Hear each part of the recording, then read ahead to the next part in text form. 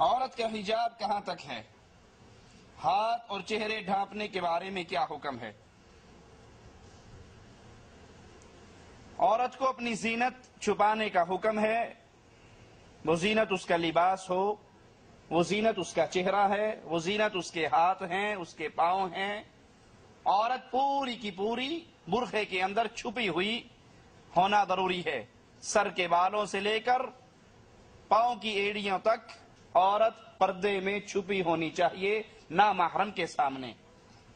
وہ اپنا چہرہ بھی نہیں کھول سکتی، غیر محرم کے سامنے اپنے ہاتھ بھی نہیں کھول سکتی.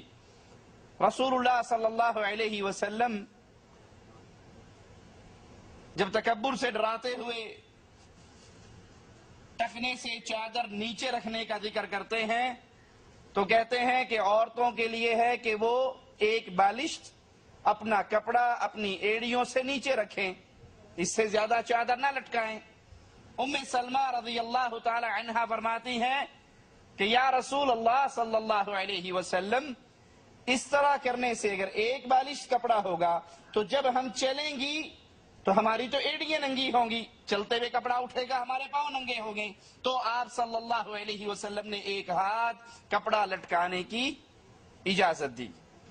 تو عورت کا ہاتھ، عورت کا چہرہ، جن لوگوں کا یہ دعویٰ ہے کہ ہاتھ اور چہرہ چھپانے کی شریعت میں کوئی دلیل نہیں، ان کا یہ دعویٰ غلط ہے. بلکہ پردے میں عورت کا چہرہ، عورت کا ہاتھ یہ شامل ہے.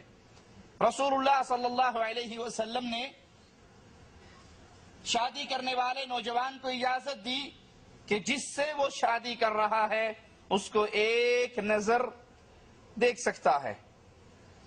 اس کا مطلب کیا ہوا؟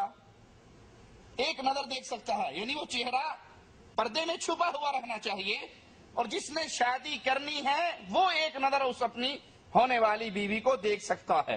اور اگر چہرے کے پردے کی دلیل ہی نہیں تو پھر ایک نظر دیکھنے کا تو معاملہ ہی نہیں. وہ دروازے پہ کھڑا ہو جائے، جب نکلے گی بے پردہ نکلے گی، جی بھر کے دیکھ لے. اس کے لیے تفصیل میں ہماری 2 سیڑھیاں ہیں، جو بھائی سننا چاہے وہ وجوب نقاب و حجاب سیڑھیوں سے مزید فائدہ اٹھا سکتا ہے.